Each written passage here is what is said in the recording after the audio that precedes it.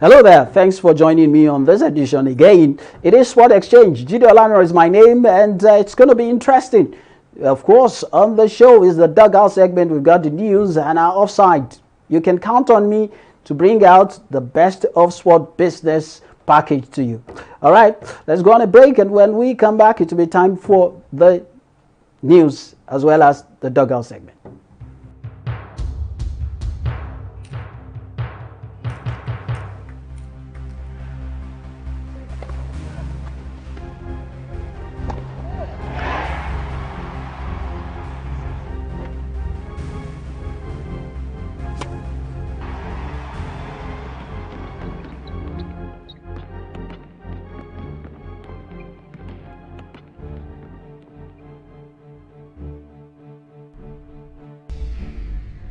Fantastically finished. All right, welcome to the news segment. Nigeria Swim School focused on women and children. Dolphin Swim School has secured funding to build a first-of-its-kind aquatic center in Lagos, Nigeria. The investment raised will be used to build a state-of-the-art standard swimming pool that will be available for learning to swim programs for adults and children, local and international competition, water safety and lifeguard training, as well as corporate training events. The swim school was launched by Aderoju Okpeajayi, a FINA certified coach, in 2017. The Athletics Federation of Nigeria is facing another crisis after two presidents and two boards of the organization were elected in separate votes. Elections were held in both the capital, Abuja, and the northwestern city of Benin Kebbi following a dispute that has been ongoing since a faction of the AFN impeached Ibrahim Guzo as the president. While Ibrahim Guzo returned as the president at the Kebbi election, Tonobok Okowa was elected president at the Abuja election. Although Nigeria's sports ministry controls most of the sports federations in the country, the battle for legitimacy will be decided by the World Athletics, which is the global governing body for athletics. England's 1-0 win over Croatia in their opening match of the UEFA European Championship was streamed 3.9 million times on BBC iPlayer, a record audience for the UK public broadcaster streaming service.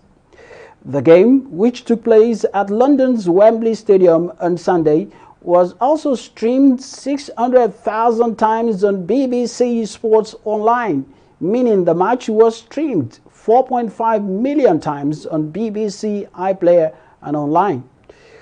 On linear television, the BBC's coverage achieved an average audience of 10.2 million, peaking at 11.6 million and pulling in a 79.2% share of available viewers.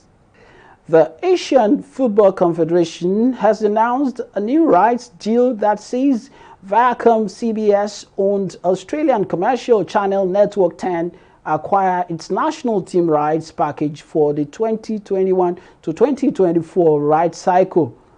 The rights were secured via Football Australia, the national soccer body, which recently agreed a new domestic broadcast partnership with Viacom CBS worth a reported $155.5 million in cash and commercial contracts.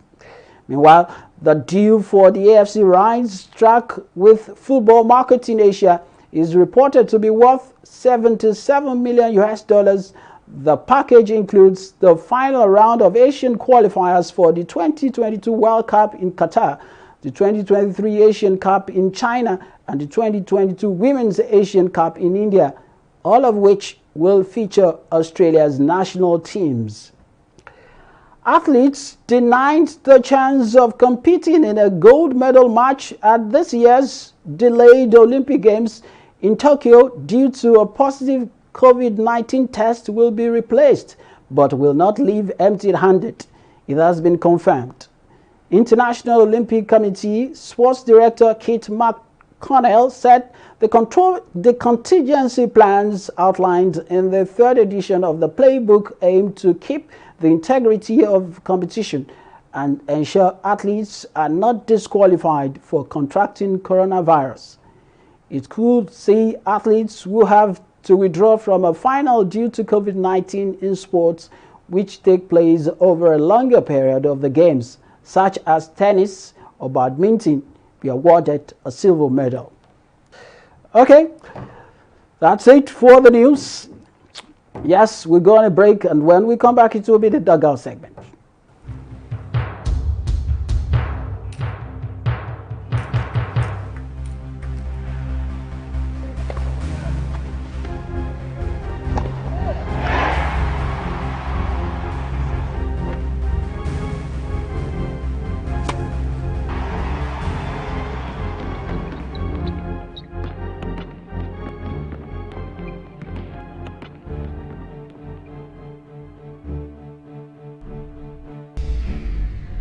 Fantastically finished.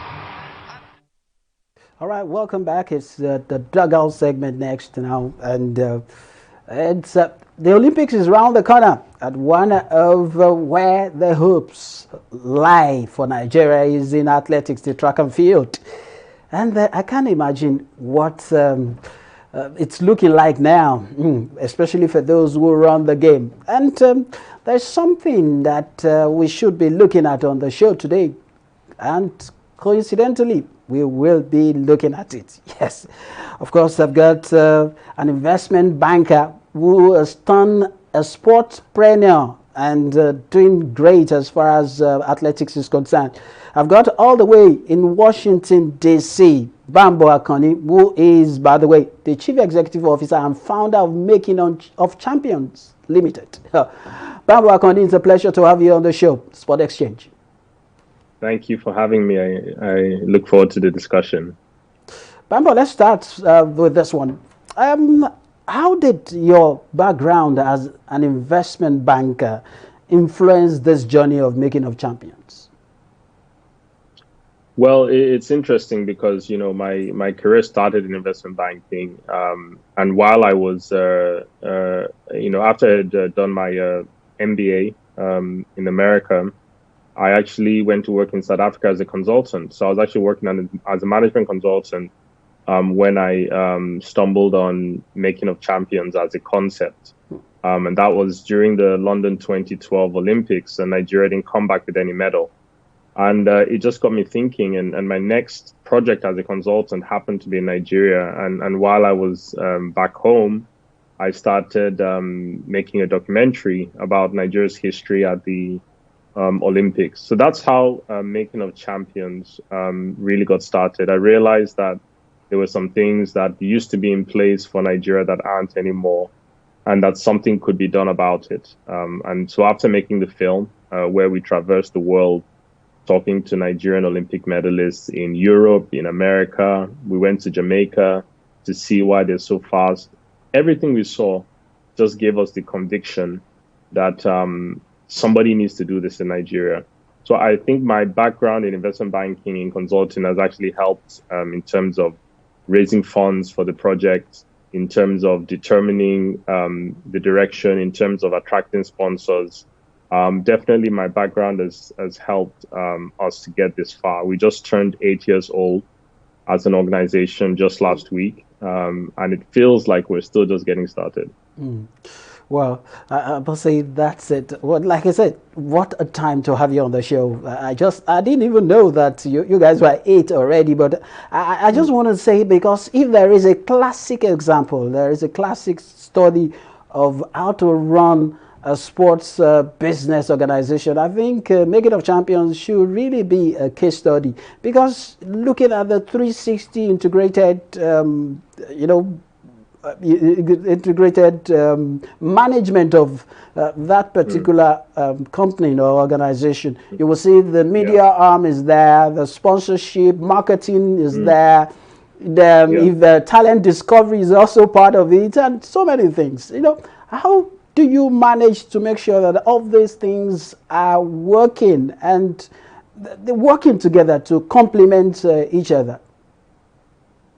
Well, we knew from the beginning that if we didn't have a strong media arm and we're not able to tell the stories of Nigerian athletes in our own words, it's going to be very difficult to get the country really invested in these athletes and in their journey.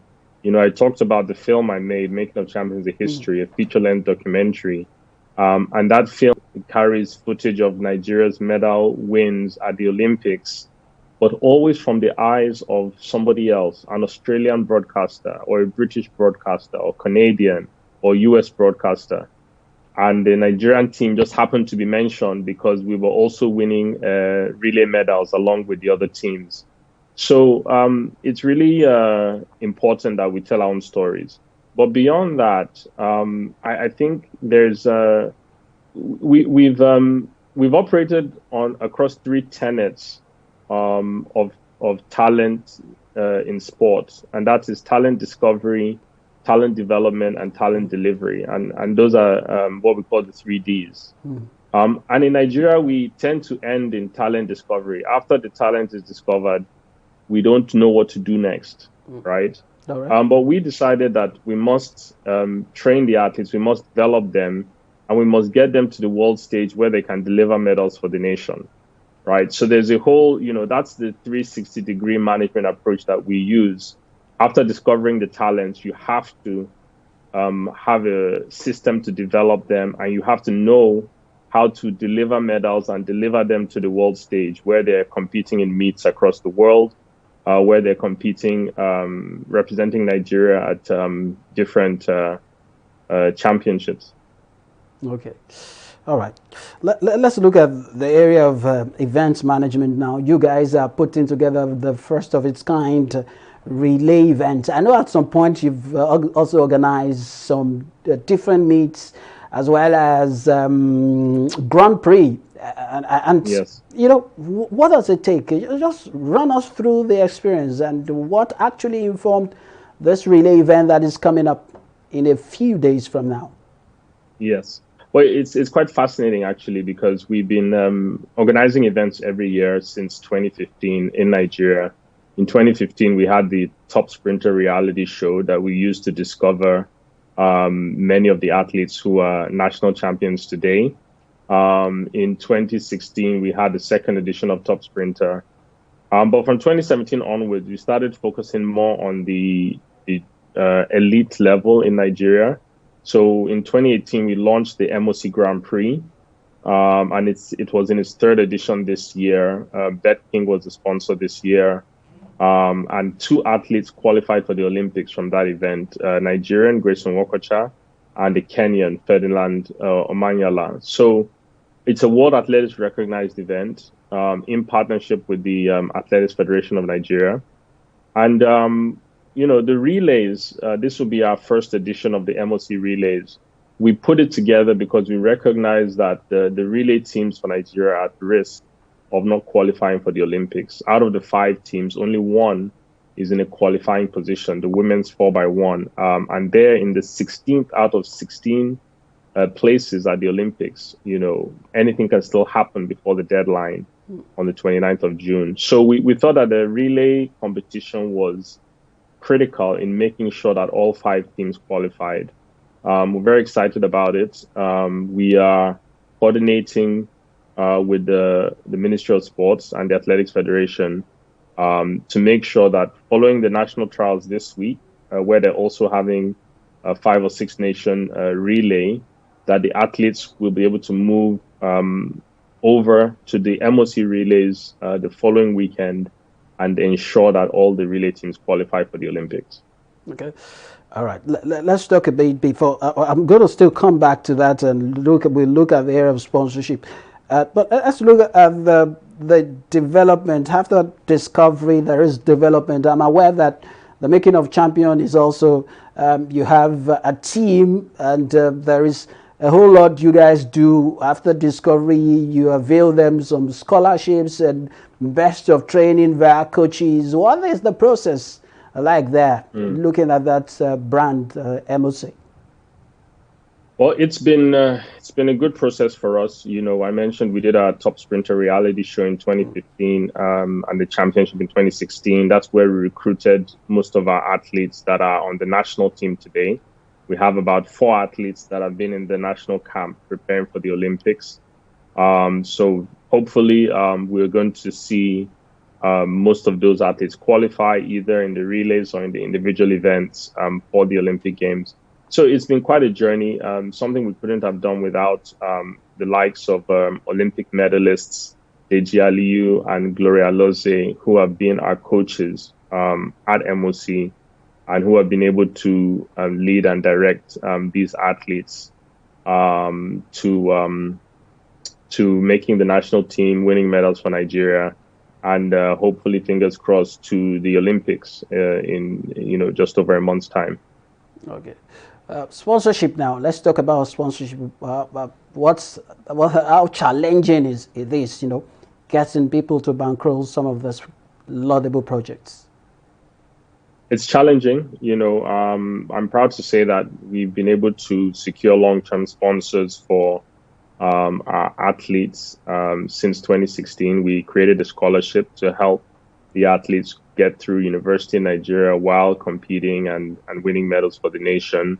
Companies like NNPC and SNEPCO, that's Shell, Arco Group, ND Western, Niger Delta. These are some companies that have awarded some of our athlete scholarships and helped us to really get this far with those athletes. And then with the competitions as well, we've been fortunate enough to also find sponsors that can help to bankroll these competitions. In the first edition of our MOC Grand Prix in 2018, we had Baba Ijebu. In the third edition this year, as I mentioned already, we had Bet King as a sponsor. And we're in discussion with a few brands and companies to see who can come in and sponsor these MOC relays. If you recall, we're taking the dates that were vacated by the African Championships when it was cancelled. So there's a lot of discussion and conversation around our event at the moment. Despite the short notice, we're hoping that 1 or 2 brands will come in and support the event. But all in all, sponsorship it's difficult, also because of the challenges that I think the Athletics Federation and Athletics in Nigeria has faced in recent times. And as you can imagine, where there's controversy, where there's crisis, sponsors tend to stay away from. So that's been part of the challenge. But hopefully, with the Olympics coming up, we'll be looking forward to, I think, World Athletics ruling on the challenges that Athletics Federation Nigeria has been facing so that we can have a resolution once and for all and move forward. All right. But before I let you go, you just dropped that. I was going to ask you, how difficult, navigating your way in the murky waters of politics, of the politicking of the sport in Nigeria. Just a few days ago, we have the single honor as a country of producing 2 presidents. So how have you been coping with all this, with the terrain? It's been challenging, no doubt. It's been challenging, but what we've always tried to do is remain neutral and do what we can to support the country. So we have actually developed the capability over the years to work with the Athletics Federation, regardless of whatever is going on in there. You mentioned the 2 elections a few days ago. Like I said, this situation cannot persist until the Olympics. So we are fully expecting that World Athletics and CAA will rule on the matter so that it can be closed and that Nigerian athletics can move forward in a bigger and better way. Bambo, I must say, thank you very much for your insight on the show today. I really appreciate it, and hopefully we will see during the relay event. That's the MOC relay event. Yes, we're excited about it, and we believe that all the relay teams will qualify there. Those that haven't qualified, some may qualify the national trials this week, and the rest should qualify at the MOC relays. So we're excited about that. I'm excited also. Stay safe, and hopefully we'll see you at that time. Thank you very much. Yeah. All the best.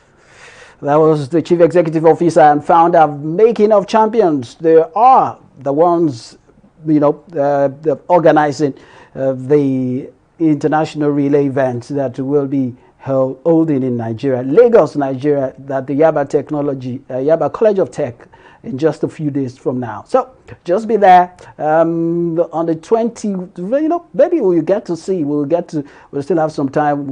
I'll let you know on the show when to be at that particular event. Okay? All right. We'll go on a break now. And when we come back, it will be time for my parting shot. That will be the offside segment. Okay? Don't go away. Stay with me.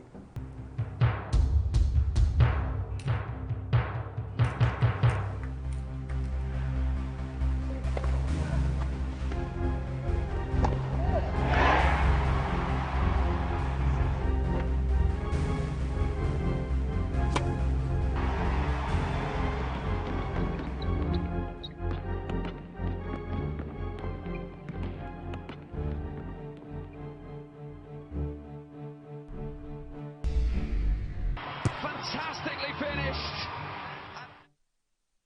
All right. Yes.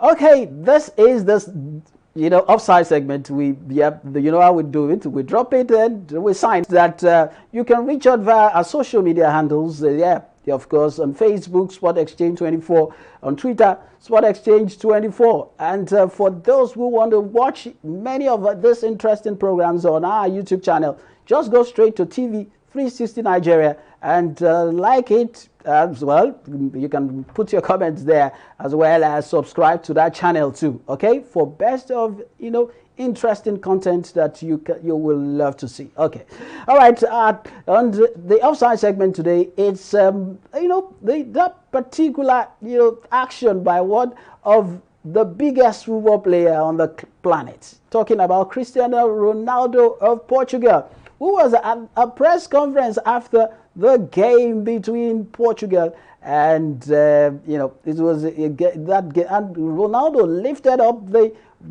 water instead of the drink.